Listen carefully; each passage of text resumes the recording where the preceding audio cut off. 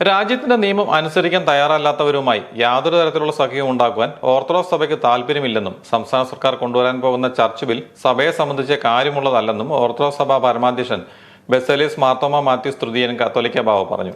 ഏത് മന്ത്രിസഭയോ ഏത് സർക്കാരോ ബില്ല് കൊണ്ടുവന്നാലും സഭയ്ക്ക് യാതൊരു ഭയവുമില്ലെന്നും എല്ലാത്തിനും നേരിടാനുള്ള കരുത്ത് സഭയ്ക്കുണ്ടെന്നും അദ്ദേഹം പറഞ്ഞു.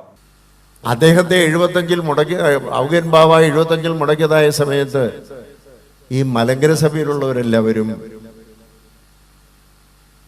ഇന്ത്യൻ മഹാസമുദ്രത്തിൽ മുങ്ങിപ്പോകുമെന്ന് ആരെങ്കിലും വിചാരിച്ചിരുന്നെങ്കിൽ അതൊന്നും നടക്കില്ല. ഈ സഭ എന്നും നിൽക്കും.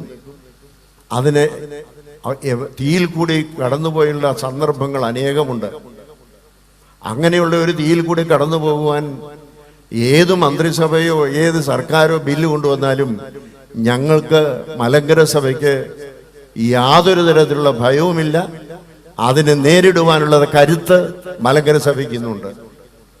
അത് നേരിടുക തന്നെ ചെയ്യും. അതുകൊണ്ട് ഒരിക്കലും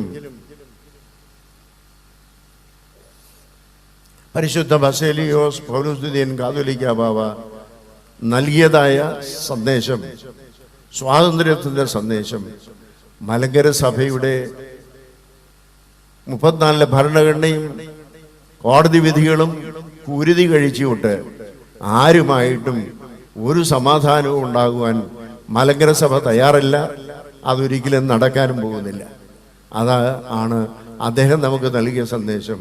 അത് ഉൾക്കൊള്ളുവാൻ നമുക്ക് തയ്യാറാകണം. അതിൽ കൂടെ മാത്രമേ ഈ സഭയ്ക്ക് നിൽക്കാൻ ഒക്കുകയുള്ളൂ. ഈ സഭയ്ക്ക് ആരുടെയും പ്രേരണയല്ല, ദൈവത്തിൻ്റെ സഹായമാണ് ഈ സഭയ്ക്കുള്ളത്. സഭയുടെ ഭരണഘടനയും സുപ്രീം കോടതി വിധിയും അംഗീകരിക്കാനും നടപ്പാക്കാനും തയ്യാറുള്ള ആരോടും സംസാരിക്കാൻ തയ്യാറാണ്. സുപ്രീം കോടതി വിധി അനുസരിക്കാൻ തയ്യാറല്ലാത്തവർ LDF ആയാലും UDF ആയാലും BJP ആയാലും യാക്കോബായക്കാർ ആയാലും അവരോട് സംസാരിക്കാൻ തയ്യാറില്ല എന്നത് മുൻ സഭാധ്യക്ഷൻ പൗലോസ് ദ്വിതീയൻ ബാവ നൽകിയ സന്ദേശമാണെന്നും അദ്ദേഹം വ്യക്തമാക്കി.